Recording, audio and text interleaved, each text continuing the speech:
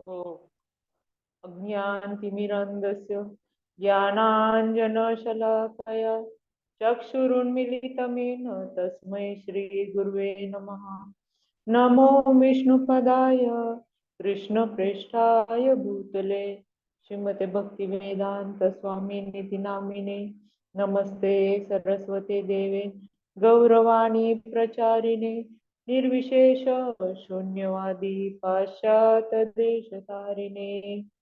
जय श्री कृष्ण चैतन्य प्रभु नित्यानंद श्री अद्वैत गदाधर श्रीवासादि गौर भक्त वृंद। वाञ्छा कल्पतरुभ्यश्च कृपा सिन्धुभ्येव च पतितानां पावनेभ्यो वैष्णवेभ्यो नमो नमः। हरे कृष्ण कृष्ण कृष्ण हरे हरे, हरे राम राम राम हरे हरे। सर्व वैष्णवींना माझा प्रणाम। आज अध्याय 11वा आणि श्लोक 34वा आहे। आपण श्लोक वाचूयात। द्रोणं च भीष्मं च जयद्रथं च कर्णं तथान्यानपि योधवीरान् मया हतास्त्वं जहिमा व्यथिष्ठा युद्धस्य जेतासि रणे सपत्नान्। आता हे भगवान श्रीकृष्ण सांगतायत। काय सांगतायत? द्रोण, भीष्म, कर्ण आणि इतर महान योद्ध्यांना मी पूर्वीच मारलेले आहे, म्हणून तू त्यांचा वध कर आणि व्यथित होऊ नको। केवळ युद्ध कर, या युद्धामुळे तू शत्रूवर विजय प्राप्त करशील। पुन्हा एकदा लक्षात घ्या, आपण त्याचा पुन्हा एकदा अर्थ वाचूयात। द्रोण, द्रोण म्हणजे द्रोणाचार्य, हे महान महान योद्धा होते, तसेच ते श्रेष्ठ गुरुवर्य पण होते। भीष्म तर पितामह भीष्मांना तर वरच होता, त्यांना जे इच्छित मरण असा वरच होता। कर्ण सर्वश्रेष्ठ धनुर्धर असं म्हटलं जातं। तसंच इतर महान योद्ध्यांना मी पूर्वीच मारलेले आहे। ते म्हणतायत सर्व महान योद्धे जे आहेत त्या सर्वांना मी पूर्वीच मारलेले आहे, म्हणून तू त्यांचा वध कर आणि व्यतीत होऊ नको, केवळ युद्ध कर। या युद्धामुळे तू शत्रूवर विजय प्राप्त करशील। तात्पर्य वाचूयात। प्रत्येक योजना ही भगवंतांनी केलेली असते। आज आपण 2 दिवस ऐकतोय की सगळी योजना ही भगवंतांनी केलेली आहे। जे काय करायचं ते भगवंतांनी केलेलं आहे, परंतु आपल्या भक्तावर भगवंतांची इतकी विशेष कृपा असते की जे भक्त त्यांच्या इच्छेनुसार त्यांच्या योजना कार्यान्वित करतात, त्या भक्तांनाच भगवंत सारे श्रेय देतात। म्हणजे खरं तर सर्व भगवंतच करतात, भगवंतच सगळं काही करतात, पण त्याचं श्रेय कोणाला देतात? ते भक्तांना करतात, कारण त्यांची ती इच्छेनुसार त्यांना ते कृपा असल्यामुळे ते भगवंत भक्तांना श्रेय देतात। म्हणून जीवनाचे रहाटगाडगे अशा पद्धतीने चालवावे। आपल्याला प्रभुपाद सांगतायत की जीवनाचे रहाटगाडे अशा पद्धतीने चालवावे जेणेकरून प्रत्येक जण कृष्ण भावनाभावित कर्म करू शकेल। म्हणजे प्रत्येकाला कृष्ण भावनाभावित होण्यास ते सुचवतात आणि आध्यात्मिक गुरुच्या माध्यमाने भगवंतांना जाणू शकेल। आपण कसं जाणू शकतो भगवंतांना? ना की डायरेक्ट भगवंतांशी डायरेक्ट संवाद नाही करू शकत। परवाच कोणीतरी सांगितलं की प्रसाद अर्पण करत असताना, एका लेक्चर मध्ये मी ऐकलं, प्रसाद अर्पण करत असताना म्हणजे महाराजांच्याच लेक्चर मध्ये होतं की आपण डायरेक्ट भगवंतांना प्रसाद नाही अर्पण करू शकत, आपण अगोदर आपल्या गुरु महाराजांना कर, मग गुरु महाराज माध्यम होऊन ते भगवंतांना देतात। गुरु महाराजांची तेवढी कृपा, गुरु महाराजांवर तेवढी भगवंतांची कृपा असते, म्हणून ते भगवंत ऍक्सेप्ट करतात। आपण डायरेक्ट केलं तर भगवंत कधी ऍक्सेप्ट नाही करणार। म्हणजे तर त्याच्यासाठी कोण पाहिजे?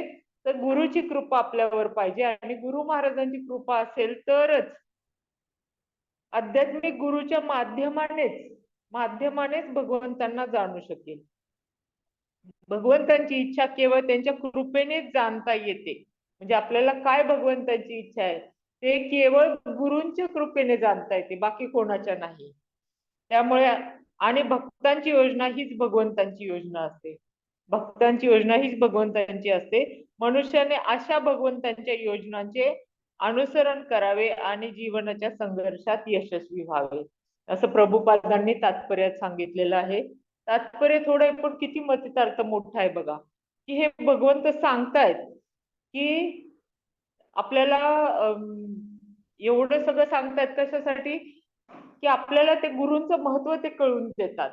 आणि तेच आपण काय पाहतो की आपल्या जे सकाळी आपण रोज सकाळी प्रार्थना म्हणत असतो किंवा आरती म्हणत असतो गुरुअष्टक, त्याच्यामध्ये श्लोक लिहिलेला आहे, यस्य प्रसादात भगवत प्रसादो, यस्य प्रसादात भगवत प्रसादो, यस्य प्रसादात न गती कुतोपी, ध्यायस्तुवंतस्य यशस्वी संध्यम वंदे गुरो श्री चरणारविंदम. म्हणजे त्याचा अर्थ असा आहे की श्री गुरूंच्या कृपेमुळेच आपल्याला भगवंतांची देखील कृपा प्राप्त होईल. म्हणजे तात्पर्य प्रभुपाद जे सांगतात तात्पर्यामध्ये, की आपण किती कष्ट केले आणि आपल्याला जर गुरूंची कृपा नसेल तर भगवंतांची कृपा प्राप्त होत नाही. त्याला अपार कष्ट करावे लागतात. आपण कितीतरी प्रल्हाद महाराजांचं उदाहरण पाहतो, सगळ्यांची उदाहरण, त्यांना कोणी नाही कोणीतरी सुचवणारा असतं, गुरु असतो.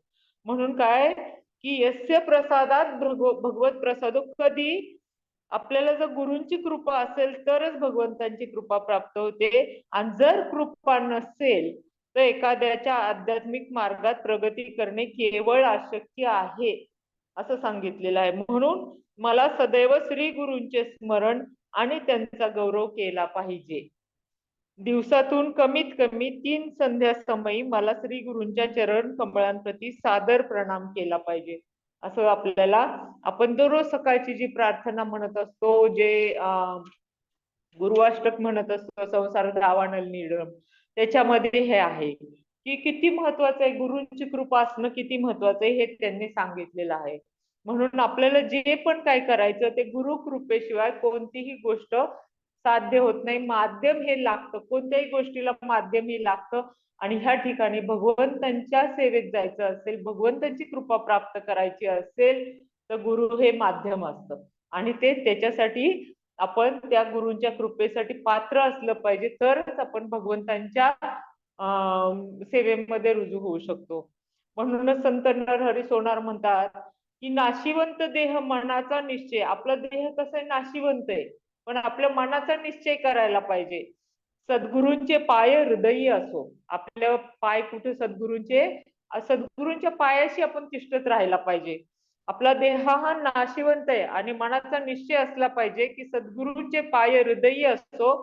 कलीमध्ये फारच सद्गुरू हा थोर. म्हणजे ह्या कलियुगामध्ये कोण श्रेष्ठ आहे तर सद्गुरू, असं सांगितलेलं आहे की सद्गुरू हा श्रेष्ठ या युगामध्ये. कारण का, तर ते नामाचा जप आपल्याला देतात, नामाचा उच्चार मुखी असे. आपल्याला काय देतात, गुरु नामाचा उच्चार देतात. म्हणजे नाममंत्र जप कसा करायचा, आपल्याला जे काय सगळं शिक्षण असतं ते गुरु देतात. म्हणून संत नरहरी सोनार म्हणतात, कलीमध्ये फारच सद्गुरू हा थोर, नामाचा उच्चार मुखी असे. भजनाचा गजर नामाचा उच्चार हृदयी निरंतर नरहरीचे. म्हणजे त्यांच्यामुळं काय होतं, भजन करू शकतो आपण. आणि नामाचा उच्चार केल्याने सतत नरहरींचं काय असतं आपल्या हृदयामध्ये. नरहरी म्हणजे कोण, आपले हे प्रल्हाद नरसिंह अवतार म्हणा किंवा जे वैष्णव सगळे विष्णूचे अवतार, सगळे त्यांना नरहरी म्हणले ना. ह्यांना संत आपले नरसिंह भगवंतांना म्हणलेलं आहे. तेव्हा त्यांचं आपल्याला श्रेय पाहिजे. कारण काय माहितीये का, कारण आपल्याला आता हे सुख आहे ना, हे सुख मात्र अणुमात्र नाही संसारी, थोडं पण नाहीये. आज आपल्याला सुख वाटेल, उद्या सुख वाटणार नाही. आज एखाद्या गोष्टीमध्ये खूप आनंद होईल, लगेच दुःख होईल. दुःख आनंद एका पाठोपाठ एक असतात. त्याच्यामध्ये कुठं, तेव्हा काय म्हणतात, सुख अणुमात्र नाही संसारी, थोडं पण नाही, अणुमात्र पण नाहीये. सदा हाव भरी रात्रंदिवस, सदा आपल्याला काळजीच असते. हिव भरले म्हणतात ना, तसं सतत आपल्याला काळजी असते, रात्रंदिवस आपल्याला काळजी असते.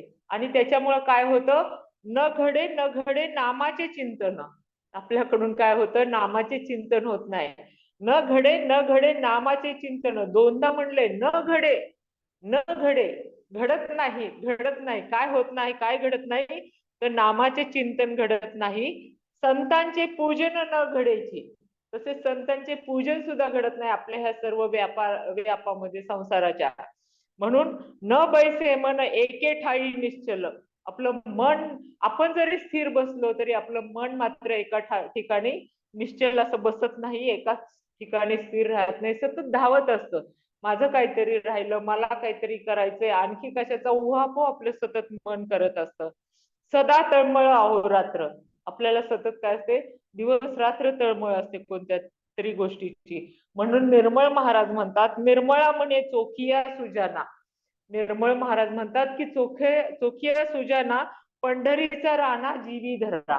काय करा, पंढरीचा राणा, पंढरीच्या विठ्ठलाला आपल्या जीवनात धरा, जेणेकरून ह्या सगळ्या आपल्या गोष्टी दूर होतील आणि आपल्याला ह्या संसारामधलं जे काही सुख नाहीये, अनुमात्र जे सुख नाहीये, किमान त्या रानांच्या पंढरीच्या विठ्ठलामुळे आपल्याला सुख लागायला लागेल.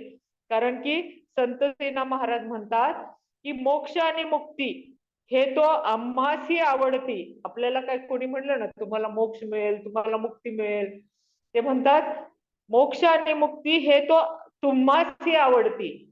म्हणजे आपल्याला आवडतं हे, कोण म्हणलं की तुम्हाला मोक्ष, हे केल्याने मोक्ष मिळेल, ते केल्याने, ही पूजा केल्याने मोक्ष मिळेल, मुक्ती मिळेल, यात जीवन मरणाच्या फेऱ्यातून तुम्हाला सगळं तुमची सुटका होईल, असं काही नाही. हे फक्त तुम्हासी आवडती म्हणतात. एका नाम वाचून काही नसे आवडी आम्हाला एका नावा वाचून काही आवडत नाही. हे सगळे संत सांगतायत आपल्याला की मोक्ष आणि मुक्ती तशी मिळत नाही, नामामध्येच महत्व आहे. आणि ते गुरुनी जेव्हा सांगितलेलं असतं तेव्हाच ते फलदायी होतं. म्हणून आपण गुरुचे, सद्गुरूचे सतत पाय धरायला पाहिजे. कारण की आपल्याला सर्व माहित आहे की भगवंत चराचरात आहे, म्हणजे सगळीकडे भगवंत आहे. कसं आहे, अस्तित्व चराचरात आहे, भगवंताचं अस्तित्व चराचरात आहे. आपण आता पाहतो सतत रोजच्या श्लोकांचे विवरण होत असतं, त्याच्यामधनं सांगतात काष्टी अग्नी असे प्रगटी नयनी. म्हणजे आपल्या एखादं लाकूड घेतलं तर त्याच्यामध्ये अग्नी असतो, पण तो आपल्याला दिसतो का हो? तो आपल्याला दिसत नाही. कारण काय, काष्टीही असोनी वेगळाची, तो त्या ह्याच्यामध्ये अग्नी असून सुद्धा तो वेगळाच असतो, पण तो जळायला लागला की मग आपल्याला दिसतो, हा ह्याला अग्नी लागला असं म्हणतो आपण. म्हणजे त्याच्यामध्ये आहे हे आपल्याला सांगायची गरज नाहीये, पण आपल्याला ते माहित नाही. आपण रोजची एक प्रार्थना नेहमी म्हणत असतो, इतो नरसिंहा परतो नरसिंहा, यतो यतो यामी ततो नरसिंहा, बही नरसिंहा हृदये नरसिंहा, नरसिंहामदिं शरणं प्रपते. म्हणजे काय आहे, तर हे नरसिंह भगवान आहे ना, हे सगळीकडे आहेत. इतो नरसिंहा म्हणजे इथं आहेत, तिथं आहेत, सगळीकडे आहेत. आणि ते जिथं जिथं पाहू तिथं नरसिंह भगवंत आहेत. जिथं जिथं पाहू म्हणजे सर्व अंतर आणि बाह्य ठिकाणी भगवंत आहे. तसंच आपणाला काय करायला पाहिजे, हे नरसिंह भगवंतांना शरण गेलं पाहिजे. हेच आपण पाहतो की सगळीकडे भगवंत आहेत, भगवंत सगळं काय करणारे आहेत.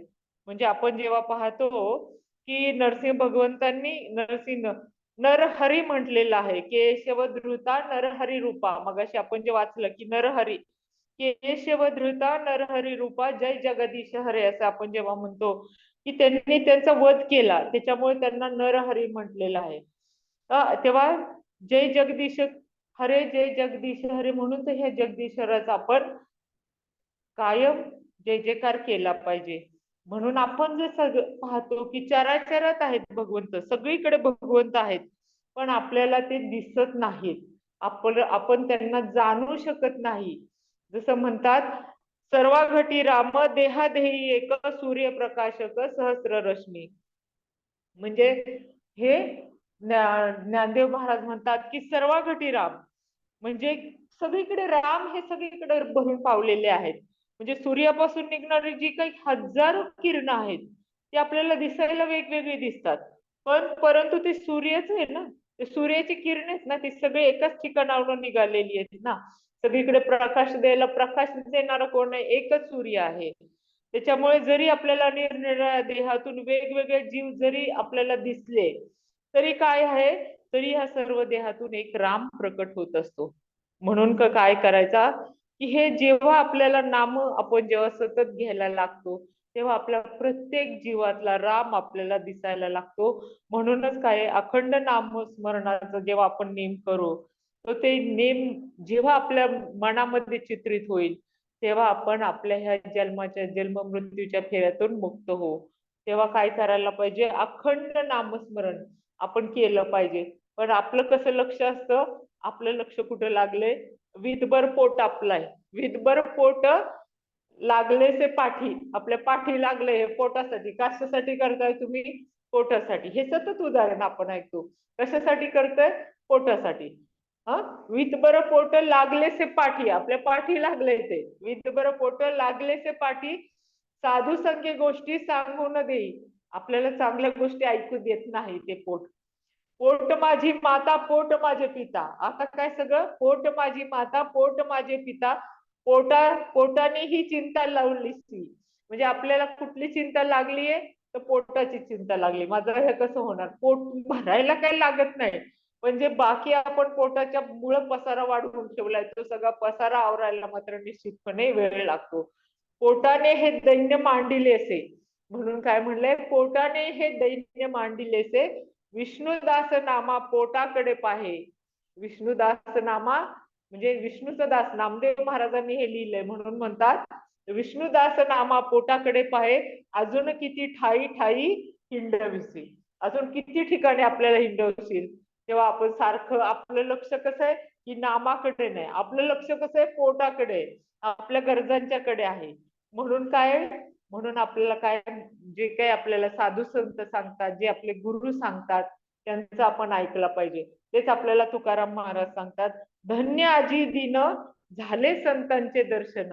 आपला जेव्हा आपल्याला संतांचं दर्शन होईल, आपल्याला गुरूंचं दर्शन होईल, गुरु सारख्या लोकांचं दर्शन होईल, तेव्हा काय म्हणायचं, धन्य आजी दिन झाले संतांचे दर्शन, झाली पापा तापा तुटी. नुसते संतांच्या दर्शनाने सुद्धा आपल्या पापाचं पळून जातं सगळं. दैन्य गेले उठाउठी, आपलं दैन्य निघून जातं. आपण बघा, संत आले, आपले गुरु महाराज आले, आपले प्रभूजी आले, की आपण सगळं विसरून जातं, आपलं सगळं पळून जातं, आणि आपल्यात एकदम एकदम चैतन्य निर्माण होते. तेव्हा काय होतं, आपल्याला झाले समाधान पायी विसावले मन. कधी समाधान होतं? जेव्हा सद्गुरूंच्या, माऊलीच्या, विठ्ठलांच्या पायी आपलं मन विसावेल तेव्हा. तुका म्हणे आले घरा, तोची दिवाळी दसरा. साधू संत जेव्हा आपल्या घरी येतात, तोची दिवाळी दसरा म्हणून आपण काय केलं पाहिजे, सद्गुरूंचं ऐकलं पाहिजे. सद्गुरूंचं ऐकलं तरच आपल्याला ह्या श्लोकाचा अर्थ आहे, की कुणी असू दे, किती मोठं असू दे, द्रोणाचार्य हे गुरु होते, भीष्म हे पितामह भीष्म म्हणायचे, श्रीकृष्ण सुद्धा त्यांना मानायचे, एवढे त्यांचं मोठेपण होतं. आणि कर्ण पण तितकेच मोठे होते. तरी जर त्यांना श्रीकृष्ण म्हणतात, मी मारलंय, मी त्यांना ऑलरेडी मारलंय, तू पाहिलेस माझ्या मुखातून जाताना त्यांना मी मारून टाकलेले, आता तुझं काम काय, केवळ आता ती बुजगावणी राहिलेली आहेत, जी उरली ती बुजगावणी आहेत. बुजगावणी म्हणजे ज्याच्या माणसासारखे ते केलेले असतात शेतामध्ये, आणि त्यांना लावलेलं असतं पाखरांना भिवण्यासाठी, आणि त्या बुजगावण्यांच्या मध्ये प्राण असतं का? बिलकुल प्राण नसतं. तेव्हा भगवंत काय सांगतायत, की आता ती बुजगावणी झाली आहे, तर आता काय कर, तू त्यांचा निश्चितपणे वध कर, निश्चितपणे वध कर. म्हणजे त्या बुजगावण्यांना सांभाळून ठेवण्यात काय अर्थ नाही, मी हे सगळं केलेलंच आहे. तुझं काम काय आहे, की तू युद्ध कर, आणि या युद्धामध्ये शत्रूवर विजय प्राप्त, विजय तुझाच आहे, हे भगवंत सांगतायत, की विजय तुझाच आहे, पण हे तू कर. पण आपण कसं असतं, की आपण फार विचार करतो, हे केलं तर कसं, आपण स्वर्गात जाऊ का पाताळात जाऊ, आमकं होईल का काय होईल, की आपला निश्चित आपल्याला काय कळत नाही. तर तेच तुकाराम महाराज काय म्हणतात, स्वर्ग, मृत्यू आणि पाताळ, हे सगळं काय आहे, आपल्याला स्वर्गामध्ये जागा मिळेल, पाताळात जागा मिळेल, मृत्यू होईल. हे भेद आहेत केवळ, हे आभास आहेत म्हणतात. तुकाराम महाराज काय म्हणतात, हे केवळ आभासी आहे हे सगळं जग आहे ते. तत्वतः जगाकडे पाहिल्यास जग अधिष्ठान रूपाने विष्णुमय आहे. जग हे सगळे विष्णुमय आहे. तत्वतः जर जगाकडे पाहिलं तर जग हे विष्णुमय आहे. त्याच्यामुळे बाह्यता दिसणारी, आता आपण जे पाहतो सगळं वर्णाश्रमाची वाटणी हा केवळ विश्वकर्त्याचा खेळ आहे.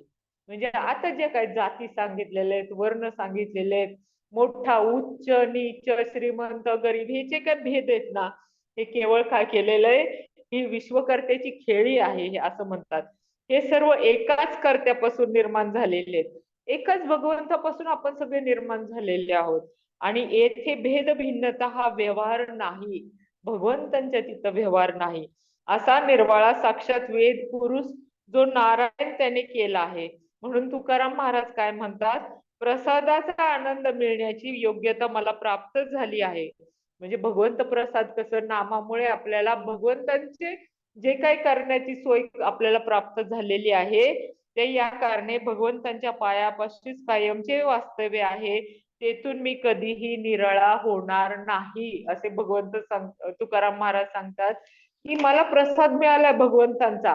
कशामुळे प्रसाद मिळालाय, तर माझ्या सेवेमुळे मला प्राप्त झालाय. आता मी भगवंतांच्या पायापासून कधीही दूर जाणार नाही. म्हणून काय केलं पाहिजे, मुखी नाम आणि हाती मोक्ष. आपल्याला मोक्ष पाहिजे ना, तर कसा मोक्ष मिळणार आहे, तर मुखामध्ये केवळ नाम घेत राहा, हाती मोक्ष आपल्या येईलच. मोक्ष म्हणजे असं जसं तुकाराम महाराज सांगतात, जसे आपले प्रभुपाद सांगतात की आपल्याला केवळ भगवंताच्या चरणाशी आपल्याला जायचं आहे. बाकी आपल्याला काय नको, मोक्ष भिक्ष काय नको, भगवंतांच्या चरणाशी भगवंतांच्या सेवेत आपल्याला लीन व्हायचं आहे. त्याच्यासाठी काय केलं पाहिजे, मुखी नाम घेतलं पाहिजे आणि हाती मोक्ष.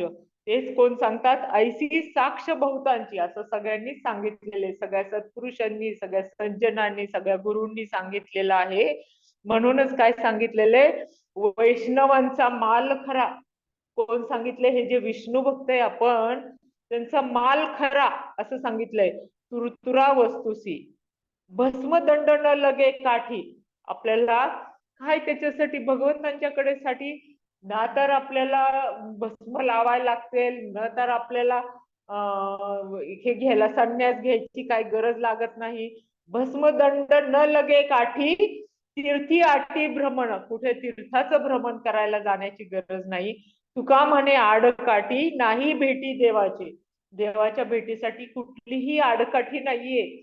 आपल्याला सरळ सरळ भेट. कशामुळे, आग लागो तया सुखा जेने हरी नये मुखा.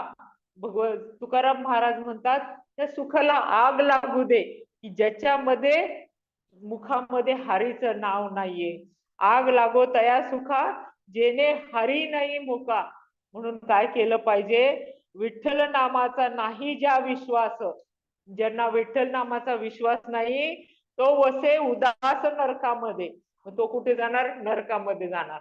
आपण जे आता मृत्यू, पाताळ, नरक, स्वर्ग आपण पाहतो ना, कल्पना करतो ना, ते तुकाराम महाराज म्हणतात, ज्याचा विठ्ठल नामावर विश्वास नाहीये तो मात्र कुठे जाणार, नरकामध्ये जाणार. म्हणून आपण काय केलं पाहिजे, आलिया भोगासी असावे सादर. जे काय आपल्या वाट्याला आलेलं आहे, सुख दुःख कष्ट, आणि ते काय करायचं, असावे सादर. असा आलिया भोगासी असावे सादर, देवावर भार घालून या. म्हणून काय करायचं, भगवंतावर पूर्ण भार घालायचा आणि आपल्या काय करायचं, मुखाने नाव घ्यायचं, हरे कृष्ण कृष्ण कृष्ण हरे हरे, हरे राम राम राम हरे हरे. सतत भगवंतांचं ध्यान करायचं, सतत भगवंतांना आपली मनी वसवायचं.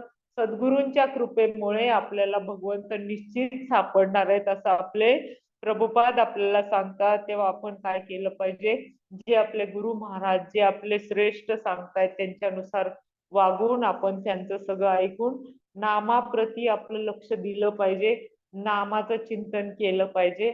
म्हणून सतत नामस्मरणाला आपण लक्ष देऊन केलं पाहिजे. आणि सतत ज्यावेळी मोकळा वेळ आहे त्यावेळी सतत नामाचं चिंतन केलं पाहिजे.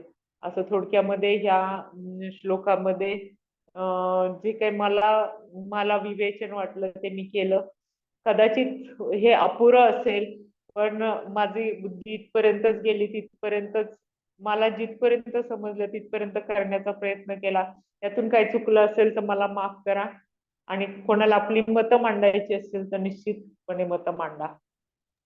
हरी बोल. हरी बोल, हरी बोल, हरी बोल. थँक्यू माताजी.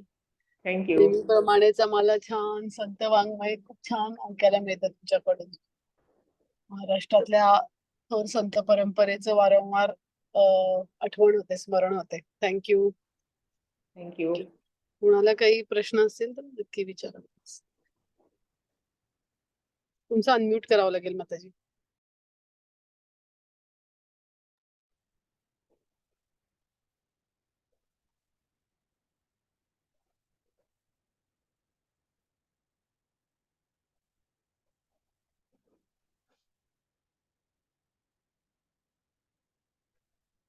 हरी बोल माताजी.